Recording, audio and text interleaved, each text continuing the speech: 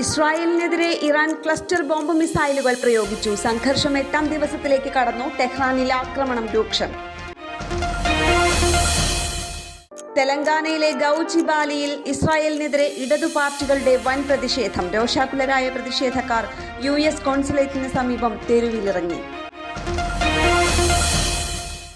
June 22-ന് തീരുമാനിച്ചിരുന്ന Indian ബഹിരാകാശ യാത്രികൻ ശുഭാൻഷു ശുക്ല ഉൾപ്പെട്ട ആക്സിയം 4 ദൗത്യം വീണ്ടും നീട്ടിവെച്ചു. പുതിയ വിക്ഷേപണ തീയതി നാസ ഉടൻ പ്രഖ്യാപിക്കും. കൈലാസ് മാനസ സരോവർ യാത്ര ഇന്ന് ആരംഭിക്കും. സുഗമമായ നടത്തിപ്പിനുള്ള എല്ലാ ഒരുക്കങ്ങളും പൂർത്തിയായതായി ഗവർണർ ഓം പ്രകാശ് മാത്തൂർ. ഭൂമി national conference digital survey for smart land governance June 25-ന് തിരുവനന്തപുരത്ത് മുഖ്യമന്ത്രി ഉദ്ഘാടനം ചെയ്യും. ഇന്ത്യ ഇംഗ്ലണ്ട് ടെസ്റ്റ് പരമ്പരയിലെ ആദ്യ മത്സരം ഇന്ന് 3:30-ന് നടക്കും.